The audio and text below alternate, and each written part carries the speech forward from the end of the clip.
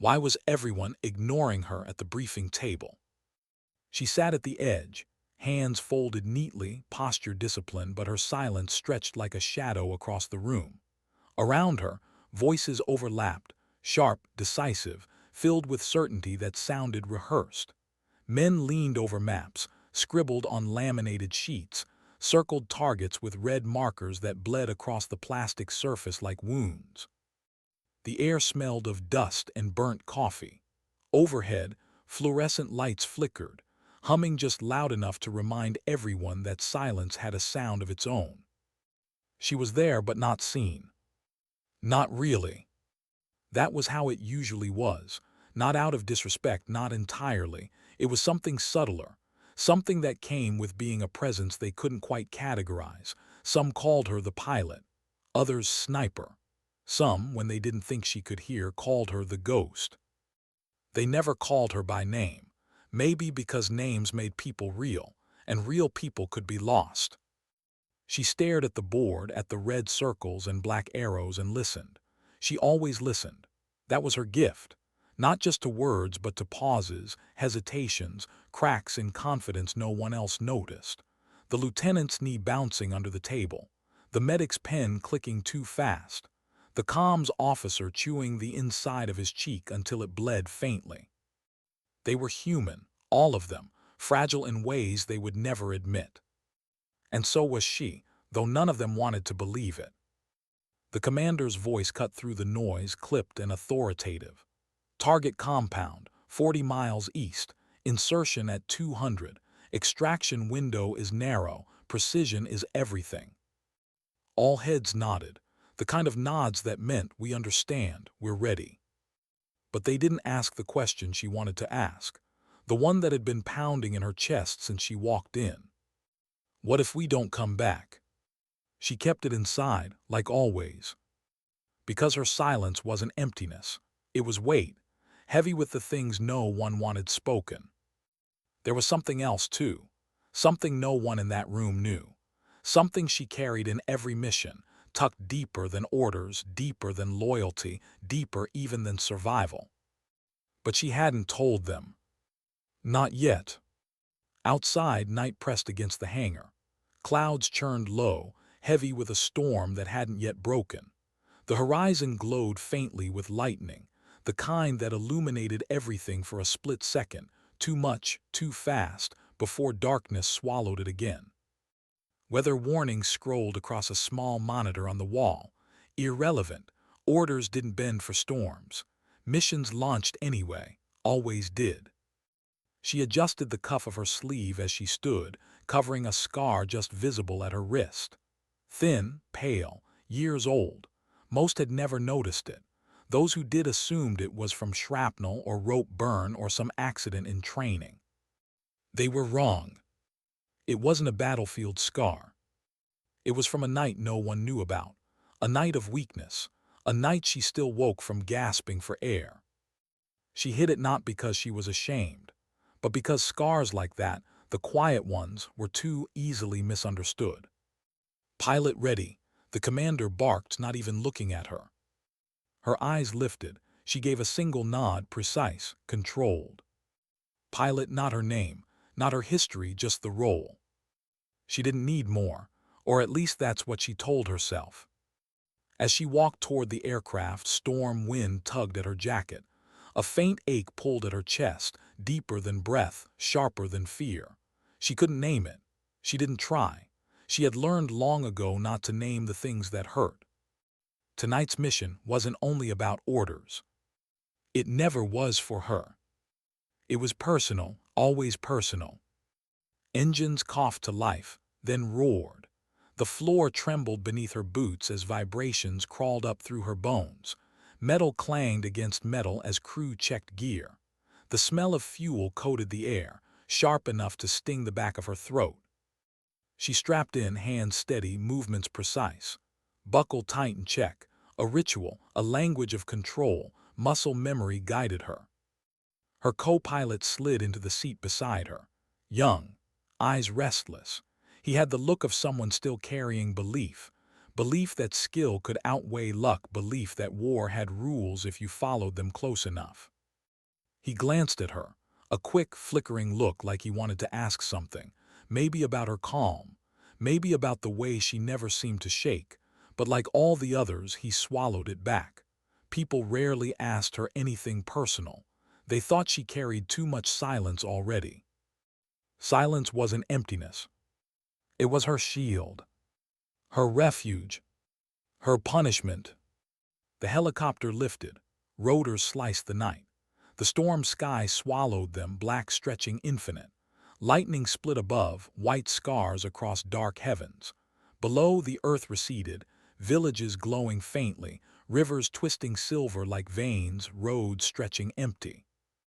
The radio crackled, voices coded, clipped. She tuned them out, she always did. What she listened to instead was her own pulse. Heavy, rhythmic, a drumbeat against her ribs. And in that rhythm she heard a voice, years old. Promise me you'll never let silence win. Her sister's voice. The last words she'd ever heard from her. On the ground, shadows moved. Men and women in gear, rifles cutting through rain. Mud clung to boots. The storm made everything heavier, packs, weapons, steps. From above she guided, eyes fixed on infrared screens, glows of human heat against the cold black earth. Movement East Side 3, armed. Her voice cut through the static, calm, steady.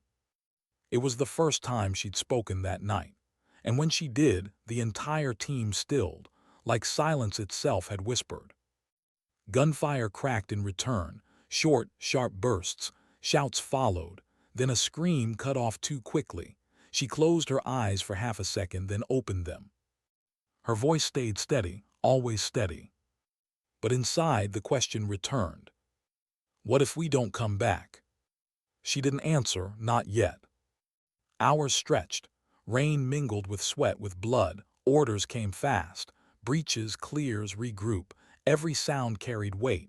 Boots slamming on wet stone. Radios hissing like angry ghosts. She guided them through it. Not loud, not commanding, just steady. Her words weren't orders, they were anchors. And when everything shook, anchors mattered more than shouts. But her mind wasn't fully there. Half of it was locked in the present. The other half replayed the night she lost her sister. Some said her silence was discipline. Others said arrogance. The truth, it was grief. A grief so deep it became the only language she could trust.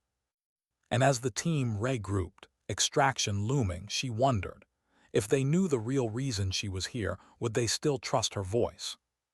Because she wasn't here just for orders. She wasn't here only to serve. She was here for something no map could chart.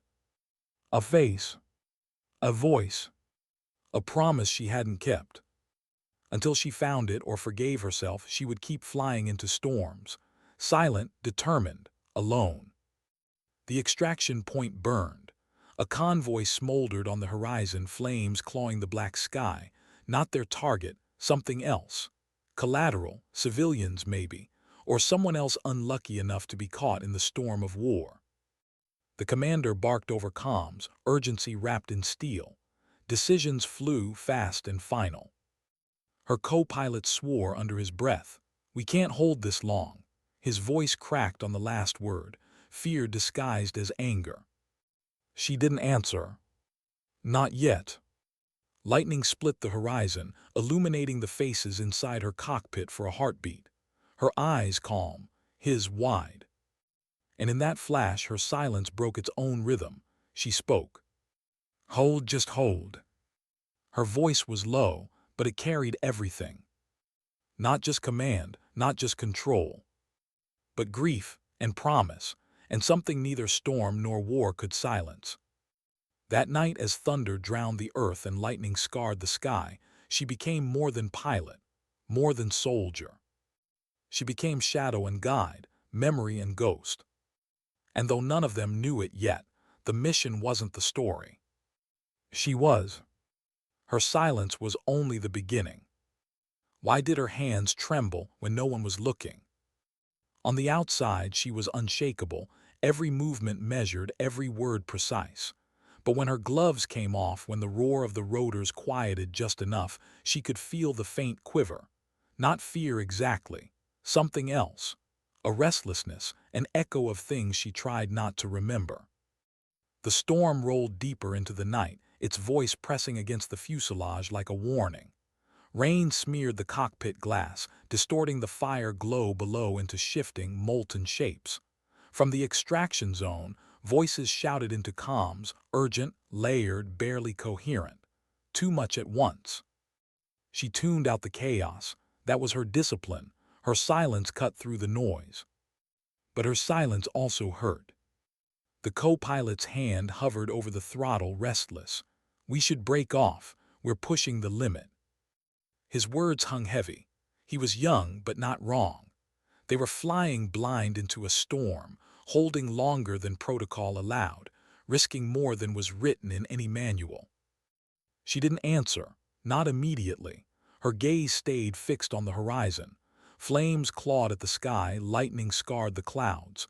She thought of her sister again, of the last time they'd spoken, the way her voice had cracked, not from fear but from something heavier. Disappointment. "Promise me," her sister had said back then. "Promise me you won't disappear into silence like Dad did." But promises were fragile things, easier made than kept. "Hold position," she finally said. Her co-pilot exhaled sharply, frustrated, but didn't argue. He wouldn't. Few ever did. Her voice, though rare, carried a weight that silenced questions. The truth was, she didn't care about the mission alone, not like the others. For them, success was measured in objectives, in intel captured, in enemies neutralized. For her, success was something quieter, harder to measure. Success meant one more night she hadn't broken, one more night she hadn't given in to the silence inside. On the ground, the team regrouped, voices strained but alive. A medic's tone cracked through the comms, the kind of crack no training could hide. Someone was down, not gone, but close. She closed her eyes for half a breath. She had heard that tone before, too many times. When she opened them again, her voice was steady. "Coordinates locked, route clear, I have you." It wasn't comfort. It wasn't meant to be. But sometimes knowing someone was steady, even if only one voice in the storm, was enough to keep men moving. Her eyes tracked every shift in the heat signatures below, every flicker of movement, every shadow against stone. Rain fell harder, scattering images across the screen, making her squint. But she didn't blink. Couldn't. She had trained herself not to. She thought of her sister again. She always did in storms. The night she was lost, there had been rain too. Heavy, endless rain. A car overturned. A phone call that came too late. And she hadn't answered the last message. Too busy, too distracted, too certain there'd be time later. There hadn't been. That was the scar no one saw, not the faint line on her wrist, the other one, the silence of words unsent. "Contact north wall," someone shouted over comms. The sound of gunfire followed, rapid, sharp, rattling even through static. Her hand tightened on the controls. Her co-pilot flinched, almost moved, but she steadied him with a glance. Just a glance. It was enough. "Hold altitude 30 seconds. Her tone was flat, unyielding. They held 30 seconds of hell on the ground, 30 seconds of silence in the cockpit, 30 seconds that stretched into eternity. Then clear, clear, moving. She let out a breath she hadn't realized she'd been holding. Quiet, slow, controlled. Her co-pilot looked at her. His lips parted like he wanted to say something, maybe to thank her, maybe to ask her how she stayed so calm, but he didn't. He just nodded and turned back to his instruments. People rarely asked her anything, maybe because they knew the answers would be too heavy to carry. The team reached the pickup point, dragging one of their own, a young soldier barely 20, his leg torn open, blood soaking into mud, his face pale under flickering light. She watched through the glass as they hauled him aboard. The medic pressed hands hard against the wound, his jaw clenched, his eyes too wide. He muttered to himself words no one else could hear. Prayers maybe, regrets. She turned away, gave them privacy. That was her quiet mercy. The bird lifted, rotors cutting the storm.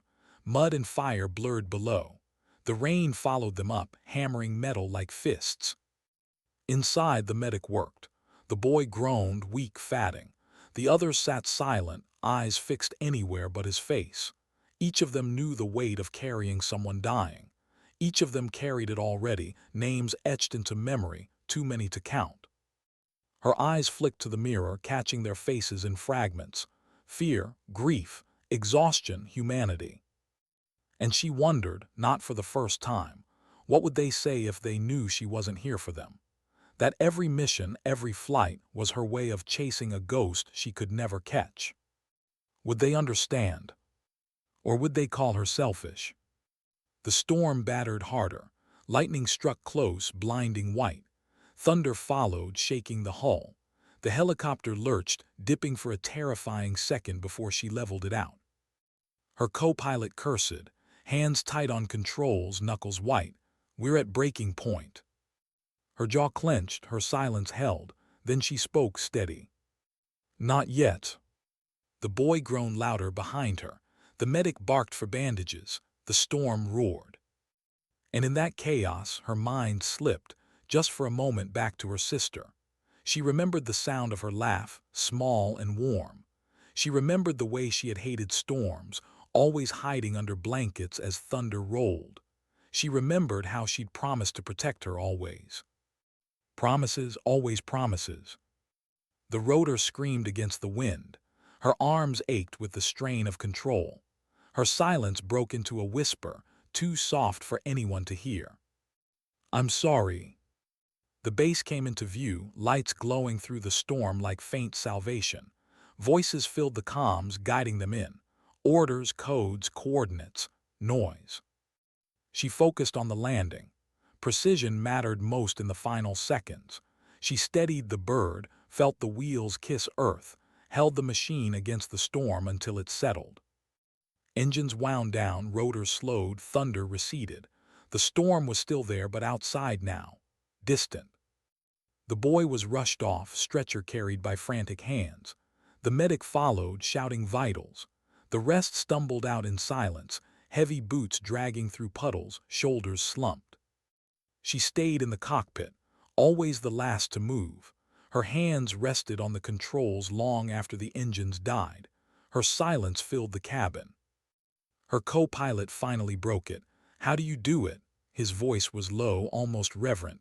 How do you stay so calm? She didn't look at him, didn't answer at first. The question deserved truth, but truth was dangerous. At last she said softly, I don't. And then she stood, leaving the weight of her words behind. Later in the barracks, silence followed her again.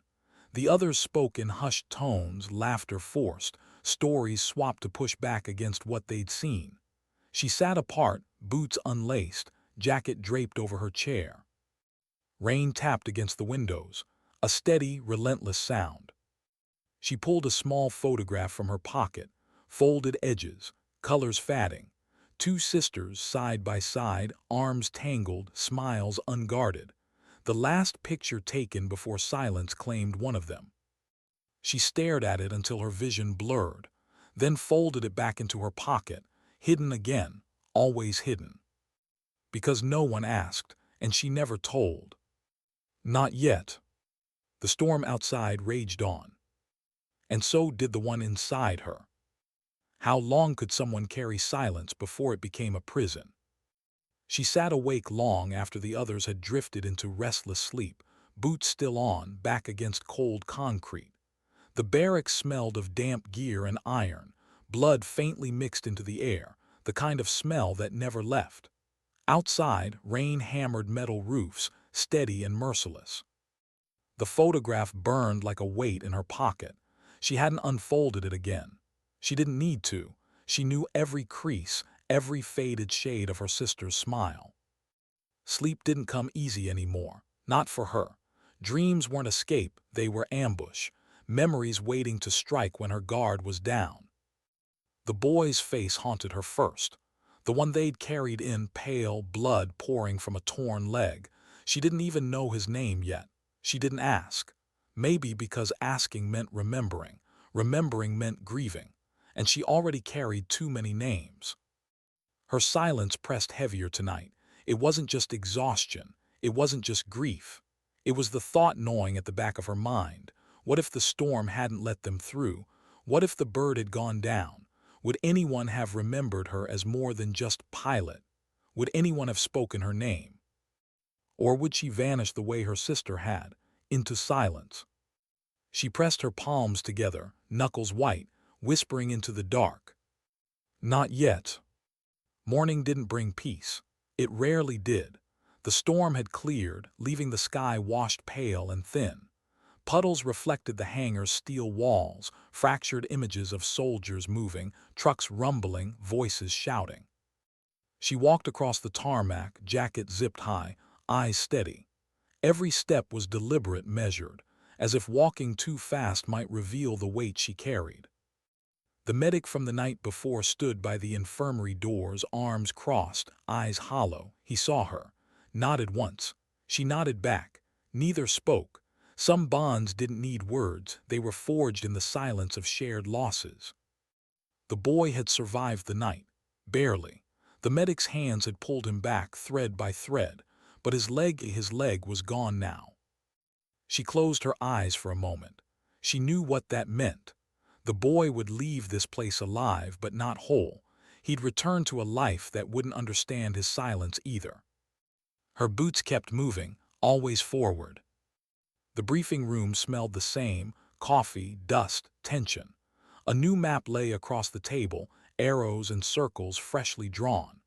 The commander's voice carried that false steel again, as if speaking louder could make men invincible. She listened. She always did. But her mind wasn't on the targets, the coordinates, the objectives. It was on the medic's hollow eyes, on the boy's pale face, on her sister's laughter. She felt the stares on her, subtle but sharp. She knew what they saw: calm, detached, unshakable. But what they never saw was the storm inside her, the one that never cleared. Her silence wasn't strength. Not entirely. It was survival. "Pilot," the commander snapped. Her head lifted. She met his eyes, unflinching. "Ready." One word, that was all they needed. That was all she gave. But inside, another voice whispered, her sister. "Promise me you won't disappear." She swallowed hard, and the silence deepened. That night's mission was smaller. A reconnaissance run, not an extraction. But smaller didn't mean safer. Smaller meant forgotten. The kind of mission no one remembered unless it went wrong. She sat in the cockpit again, fingers brushing the controls, body already memorizing the rhythm of the machine. Her co-pilot slid in beside her, still restless, still carrying questions he didn't ask. As the engines roared awake, she glanced at him. His hands moved too fast, checking switches twice, eyes darting. He was afraid. She could see it. She thought of saying something, just once, to ease his fear.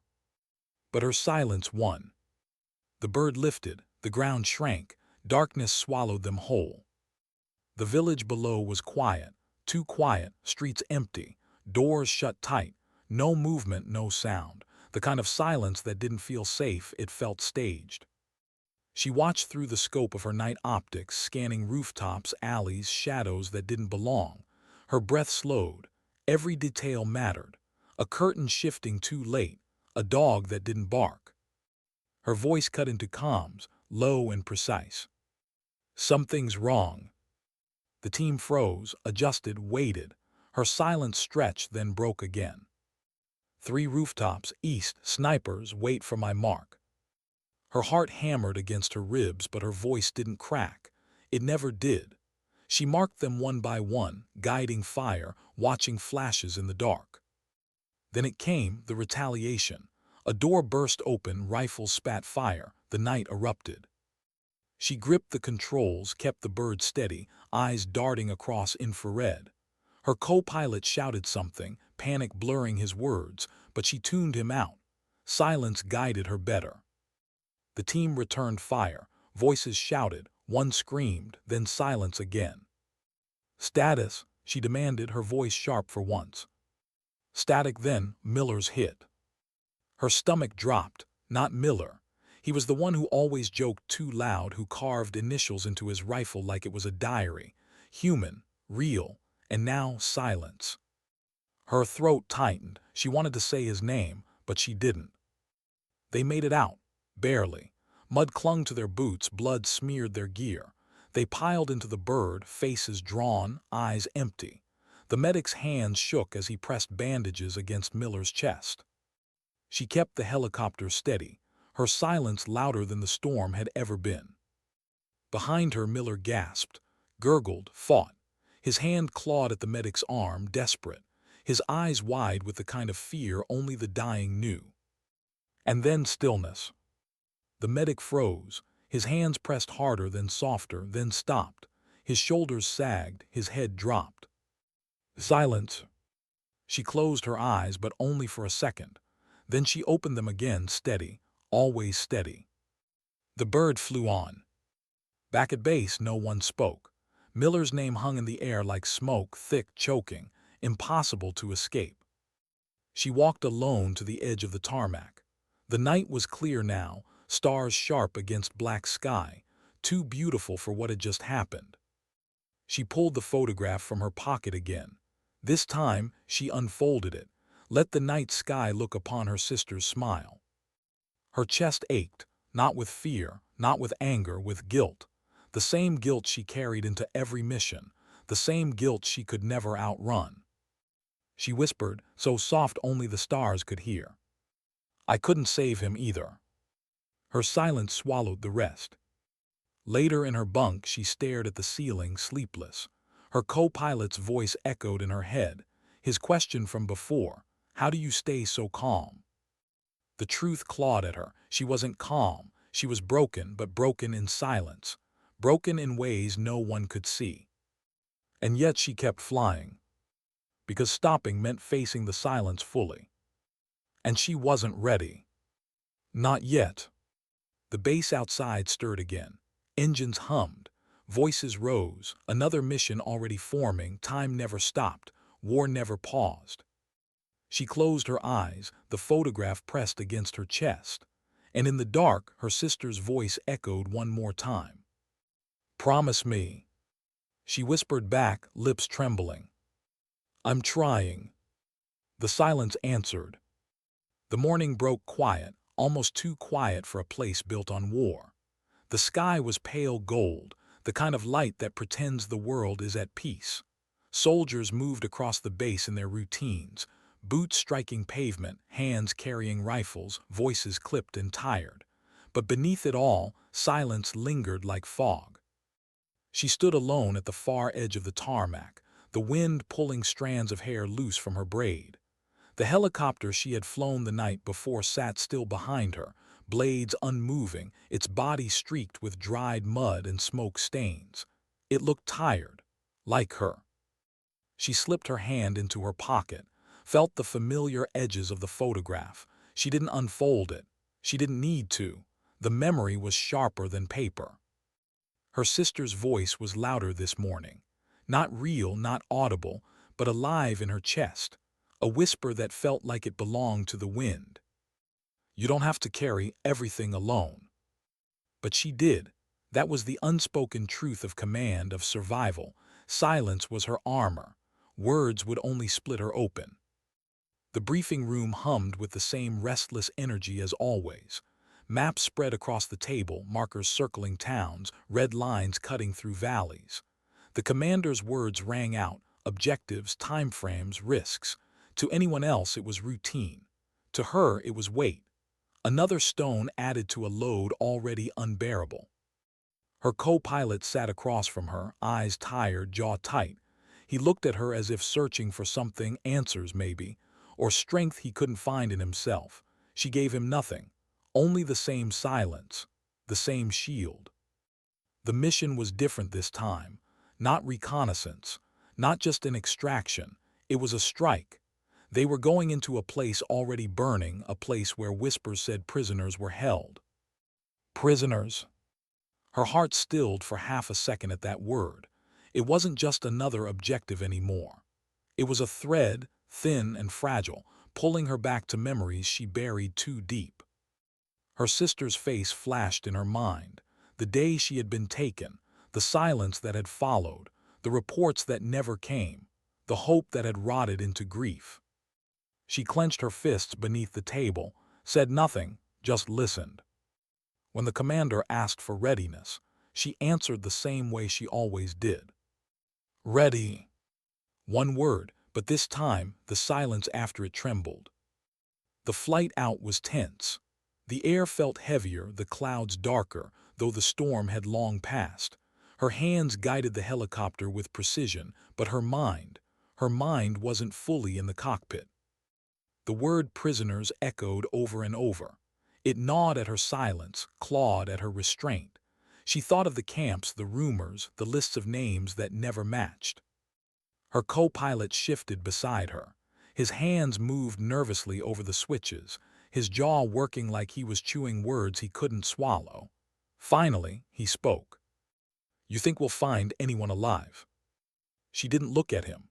Her eyes stayed on the horizon, on the valley rising in the distance. "Alive or not," she said, her voice low, "we bring them back." It was the longest sentence she had spoken in weeks. He stared at her, startled. She didn't notice, or maybe she didn't care. The valley was smoke and ruin. Black plumes curled into the sky, thick and suffocating. The village below looked hollowed out, shells of buildings collapsing into ash. Fire glowed faint in the distance, stubborn embers refusing to die. She circled low, scanning rooftops, alleys, craters torn into the earth. The team in the back shifted, rifles ready, eyes sharp. No one spoke. Silence held them all. Then movement. Her eyes caught it first, a shadow darting between ruins, too small to be armed, too quick to be trained. "North sector, moving," she snapped into comms. The bird tilted. The team spilled out, boots hitting rubble, rifles raised.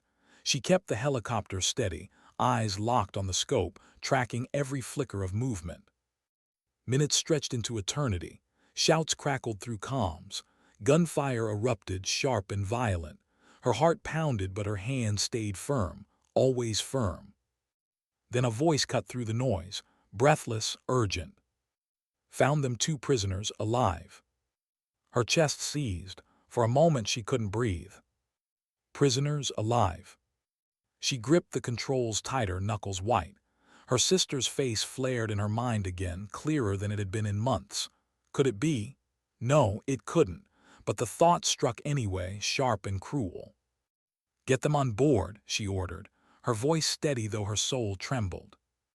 The prisoners were dragged onto the bird minutes later, clothes torn, faces gaunt, eyes hollow with suffering. One was older, beard matted, skin gray with hunger. The other was young, barely a man, trembling as if the ground still shook beneath him. She glanced back only once, just long enough to see their faces, just long enough to know neither was her sister. The relief and the grief twisted together, choking her.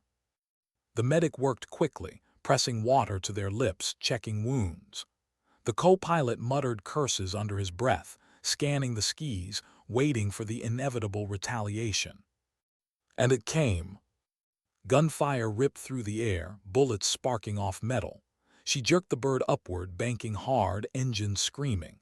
Tracers streaked past the windows, red lines cutting through night. Her jaw clenched, her silence hardened into steel. "Hold on," she growled, not just to the team, not just to the prisoners, but to herself. The helicopter roared into the sky, climbing, twisting, defying the fire that chased it. Her hands never faltered. Her silence never cracked. They made it back, somehow, smoke and fire behind them, silence waiting for them. The prisoners were carried off first, their bodies frail, their eyes haunted. Medics swarmed them, voices urgent, hands steady. The soldiers followed, weary, worn, silent in their own ways. She sat in the cockpit long after the engines died, hands still gripping the controls. Her breath shook once, just once. then stilled again. Her co-pilot climbed out first, glancing back at her. He hesitated, then spoke. "You ever think maybe you're fighting for something you'll never find?" Her eyes met his, sharp and cold, but she didn't answer. She couldn't. Because deep down she knew he was right. Her sister was gone, probably long gone, and yet every mission, every flight, every silence, she was still searching. That night alone in her bunk, she finally unfolded the photograph again. Her sister's smile stared back at her, soft and bright, untouched by war. She traced the edges with her thumb, eyes burning. "I couldn't save you," she whispered, "but I can save them." The silence pressed in, heavy, endless, but this time she didn't fear it. This time she let it hold her. Because somewhere deep inside, her silence wasn't just grief. It was a promise. A promise that as long as she flew, as long as she fought, as long as she carried the weight, her sister would never truly vanish. And so she kept her silence. Not as a prison, but as a vow. How many times could a single silence break her? She asked herself that as she sat in the mess hall, untouched tray before her. Soldiers around her laughed, cursed, argued over cards. Boots clattered against the concrete floor, chairs scraped, radios crackled faintly in the background. Life went on, even here, even after fire and loss. But not for her. Her hands rested on the metal table, palms scarred, fingers still trembling faintly from the controls she had gripped too tightly. She hadn't eaten in days. Not properly. Not enough to matter. Across the hall, she caught sight of one of the prisoners they had pulled out, the younger one. He sat hunched over, spoon clutched in shaking hands, eyes darting like a hunted animal. He wasn't more than 19, maybe 20 at most. His face was pale, skin stretched thin, but it was his eyes that cut into her. They looked like hers, haunted, searching, broken. He noticed her watching. For half a second their eyes locked. Then he looked away, shoving food into his mouth like he was afraid it would vanish if he hesitated. Her silence deepened. Later in the medical tent, she found herself standing just inside the flap, arms folded, staring at the older prisoner. He lay on the cot, chest rising weakly, breath shallow. His beard was streaked with white. His wrists bore scars of chains. His eyes, when they opened, were dim but steady.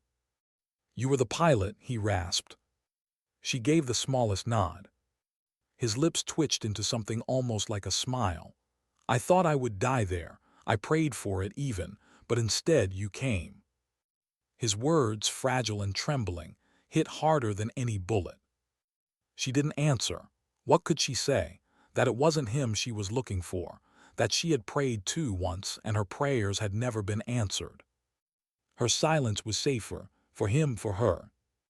The next mission briefing came too soon. They always did.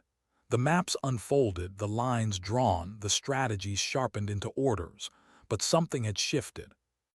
Now whispers followed her into the room, whispers that lingered behind her silence. "She never talks. Cold as ice. Does she even feel anything?" She ignored them, she always ignored them. But this time they sank deeper, because she did feel, more than any of them could imagine. That was why she couldn't speak. Words would undo her. The commander's voice broke through her thoughts. "We need air cover at first light. Heavy resistance expected. You're the only one I trust for this." Only one.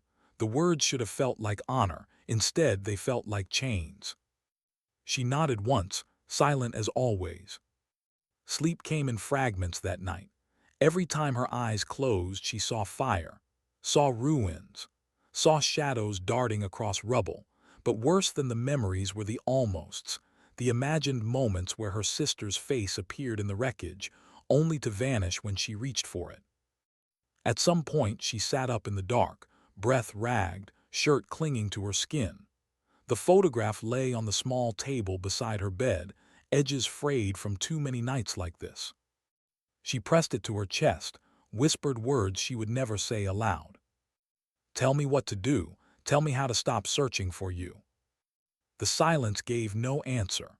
Only the hum of generators outside, the occasional bark of orders, the restless stir of men who also couldn't sleep. The mission began before dawn. The sky was bruised purple, the air sharp with cold. Her helicopter waited on the tarmac, engines purring, blades slowly spinning up to speed. The crew moved around her in shadows, loading gear, checking weapons, tightening straps. She climbed into the cockpit, the seat familiar, the controls waiting like old friends. She ran through the checks with precision, voice low over the comms. Steady, calm. The soldiers boarded in silence, not because they didn't want to speak, but because her silence demanded it. She was gravity in their orbit, pulling them into stillness. As the bird lifted, the ground fell away and the horizon stretched wide. The sun was barely breaking, a thin line of gold spilling across the world. For a moment it was beautiful, almost peaceful. But beauty never lasted here. The target zone was chaos even before they arrived. Plumes of smoke rose high, orange flashes bursting against the dark. Gunfire crackled through comms, voices shouting coordinates, urgent calls for support. She angled the bird down, heart steady, breath shallow. Her silence hardened into focus. "Hold on," she muttered, mostly to herself. The first pass was clean. Rockets streaked, targets lit, ground forces pushed forward. Her hands were flawless on the controls, every movement precise, every strike exact. But the second pass was. Anti-air erupted from the ridgeline. Tracers sliced past, close, too close. One tore through the side, metal screeching, alarms flaring red. The helicopter jolted hard, nearly rolling. Soldiers shouted. The co-pilot cursed. Her hands never faltered. She fought the bird back into balance, eyes burning, teeth clenched. "Stay with me," she whispered, not to them, to the machine, to herself. Smoke filled the cabin, acrid and stinging. Systems screamed. The ground below blurred with fire and shadow. But she didn't let go. She never let go. They made it back, limping, burning, but alive. The bird touched down hard, metal groaning, smoke still pouring from its side. Medics rushed forward. Soldiers dragged each other out, coughing and shouting. She stayed in the cockpit, hands frozen on the controls, eyes locked on the horizon. Her chest rose and fell, sharp and uneven. Her co-pilot touched her arm, hesitant. "You saved us, again." She finally looked at him, eyes hollow. She wanted to say something, anything, but silence held her. Not because she had nothing to say, but because what she wanted to say wasn't for him. It was for the one who wasn't here, the one she had failed, the one she still searched for in every shadow. Her sister. That night word spread across the base, about her precision, about how she had pulled them out of fire again. They called her ghost, they called her angel. She heard the words, but they meant nothing. Titles, praise, empty echoes. None of them saw the cracks, none of them saw the cost. In her bunk, the photograph waited. She stared at it for hours, unable to close her eyes, unable to stop the war raging inside her. Was she fighting for the living anymore, or only for the dead? The younger prisoner found her the next day. He stood outside the hangar, arms crossed, eyes shifting nervously. He didn't thank her. He didn't smile. He just asked one question. "Why do you do it?" She froze. No one had ever asked her that, not directly. For a long moment, silence held her. She thought of her sister, of the promise she never made but lived every day, of the ghosts that haunted her every flight. Finally, she gave him an answer. "Because someone has to." It was the closest she had ever come to telling the truth. The boy nodded slowly as if he understood. Maybe he did, maybe he didn't, but it didn't matter. Because for the first time, her silence felt less like a wall and more like a bridge. Why did the silence grow louder after survival? She wondered that as she walked across the base at dusk, boots crunching against gravel, the sky bruised purple above her. The helicopter she had saved, patched and limping, sat at the far end of the hangar, engineers still working under dim lights. They would fix it. They always fix the machines, but no one could fix what war did to people. Everywhere around her, soldiers carried on. Some laughed too loudly, desperate to drown out the day. Some sat quietly in corners, staring at walls as though the walls stared back. Some wrote letters home they might never send. But she had no letters to write. No one left to write to, just a photograph worn thin at the edges. She reached into her pocket, fingers brushing its corners, but didn't pull it out. Not here, not where eyes could see. The silence wrapped around her, heavy, familiar. And yet tonight it felt different, not protective, not armor, but suffocating. The commander called her in before sunrise. His office was dim, maps scattered, coffee cooling untouched on the desk. He looked older than usual, eyes sunken, jaw shadowed with fatigue. "We've got a situation," he said, sliding a folder across the table. She opened it, photographs, satellite images, markings in red. An enemy convoy, moving fast, loaded with supplies, ammunition, fuel, and something else, something not confirmed. "They're transporting captives," he said finally. His voice was low, grave. "Intelligence suggests they're moving them to a black site across the border. If they get there, we lose them." Her chest tightened. Captives, the word again. "How many?" she asked, surprising herself. The commander looked at her for a long beat, like he wasn't used to hearing her voice stretch into full questions. Then he answered. "Unknown, but we can't wait. We strike tonight, your lid." She nodded once, closed the folder, and rose. No argument, no hesitation, but inside something cracked open, a shadow of hope, a cruel whisper. What if? The convoy was already on the move when they lifted off. Night swallowed the horizon, stars faint through a haze of smoke. The helicopter throbbed beneath her hands, alive, steady, its hum vibrating through her bones. The soldiers in the back checked gear, tightened straps, exchanged silent nods. Even their nerves fed the air with electricity. Her co-pilot glanced at her, eyes sharp in the dim glow of instruments. "You think they're alive?"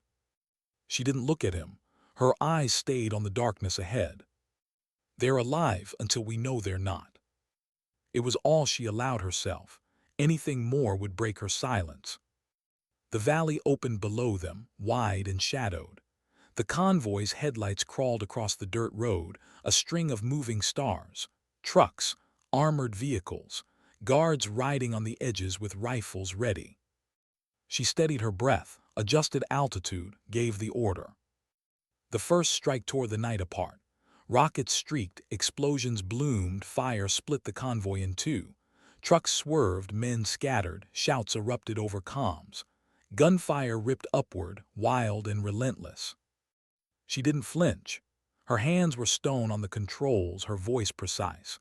Calling targets, adjusting angles, weaving through the chaos with surgical grace. But her eyes searched, not just for enemies, not just for threats, for cages, for shadows of captives hidden in steel and fear. "Truck 3, someone shouted. "They're in truck 3. Her heart jolted. She banked hard, engines howling, eyes locked on the vehicle weaving through fire. Guards clung to its sides, weapons flaring. She saw hands through the slats, desperate, reaching. The bird roared low. Her team rappelled down, fast and brutal, tearing the guards away in seconds. The back doors were wrenched open. Figures spilled out, frail, stumbling, blind from darkness. Voices cracked with sobs, coughs, pleas. She hovered, holding steady, every muscle tight. "Confirmed captives, multiple, we've got them."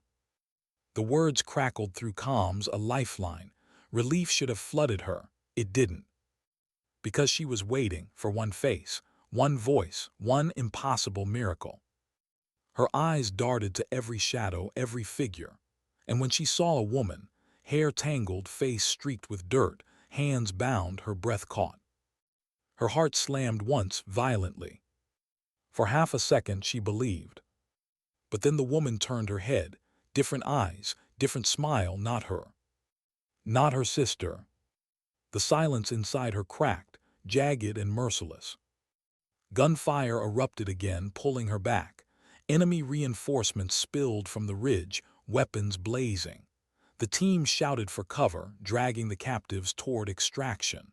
The co-pilot cursed, firing back from the side door. She forced her hands to steady, forced her voice back into command.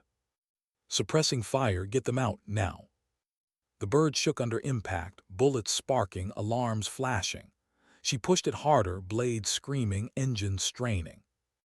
Every second was a razor's edge, every breath a gamble. But one by one the captives climbed aboard, fear etched in their faces, hope flickering in their eyes. When the last one was pulled in, she yanked the bird skyward. The ground fell away, fire shrinking below. The air thinned, the noise faded. They were alive, safe, saved. And yet she felt nothing. Back on base, the celebration was quiet but real. Medics swarmed the captives, giving water, blankets, words of reassurance. Soldiers clapped each other on the back, relief heavy in their laughter. Her co-pilot grinned at her, breathless, eyes bright. We did it. She gave him nothing, just silence. Because for her it wasn't done. It would never be done. She watched the captives carried past, each face etched with pain and gratitude. She searched them again, one by one, hopping, always hopping. But her sister wasn't there. She never would be. And still she couldn't stop searching.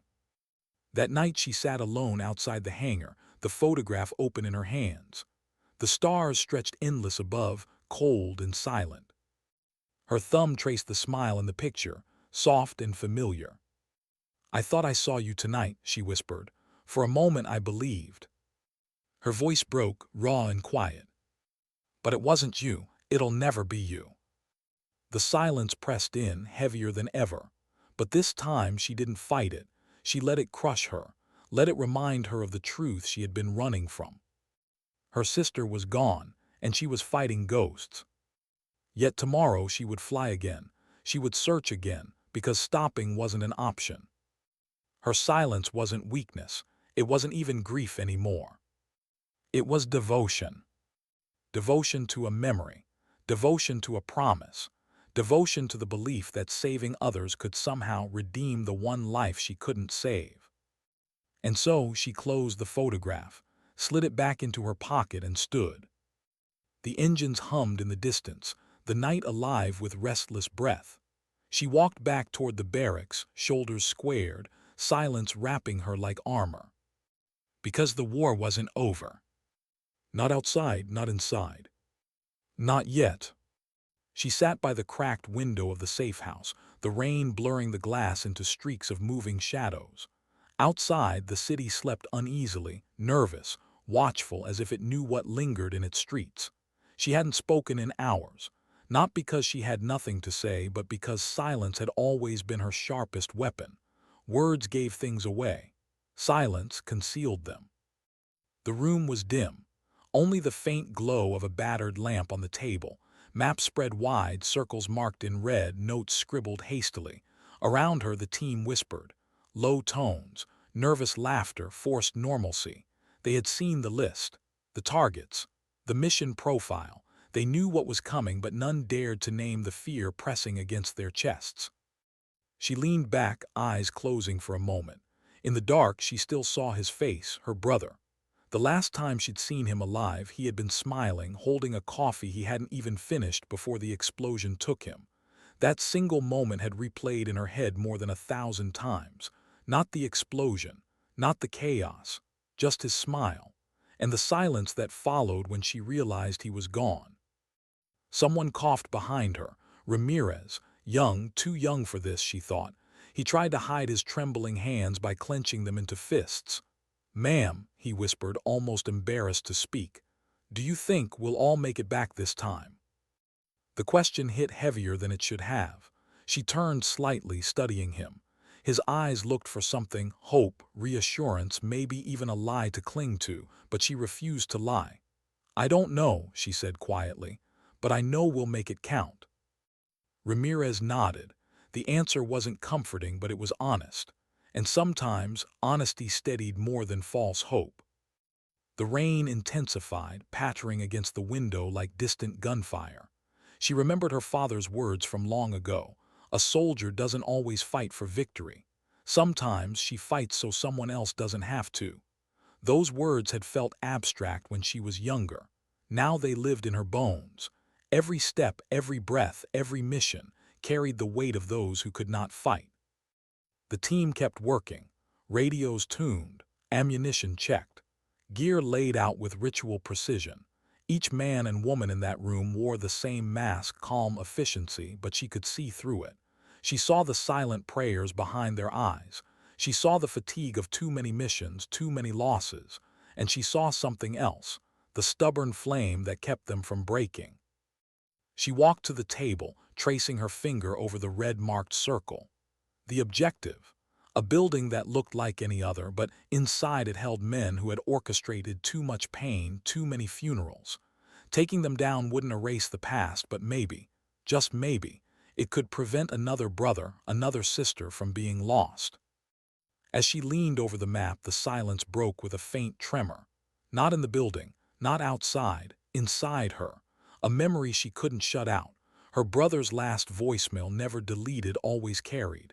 His voice, light, teasing, "Don't be late to dinner this time, okay? You owe me one." She hadn't kept that promise, and she never would. A hand touched her shoulder. It was Morgan, older, hardened by decades of this life. His voice was low. "You need rest before we move." She shook her head. Rest felt like a luxury she no longer deserved. But she didn't argue. She let herself sit again, staring into the quiet. The lamp flickered, throwing her shadow across the wall, long, sharp, fragile at the edges. She thought about shadows often. How they stretched, how they bent, how they disappeared when the light was gone. And she wondered, would her shadow outlive her? Would anyone remember the weight of her silence or only the noise of her absence? The safe house clock ticked. Slow, deliberate, every second a countdown. She could feel time slipping like sand in her hands. And beneath it all, an unspoken truth. She wasn't sure she wanted to survive this mission. Survival meant returning to empty rooms, unanswered calls, memories that never let go. But sacrifice, if it meant sparing another family her fate, was something she could carry. Outside, thunder rolled heavy and low. The storm was building, and with it the mission approached. She stood again, her silence sharper than any command. The team looked to her, waiting. No speeches, no rallying cries, only her nod. And in that nod they found what they needed. Because some leaders inspire with words. But she led with silence. And as the rain swallowed the night, that silence carried more weight than any promise ever could. The helicopter blades faded into the distance, swallowed by the night. She stood alone on the rooftop, the city lights flickering below like 1,000 unblinking eyes. The mission was done. The building lay in ruins behind her, its silence heavier than the storm that had passed.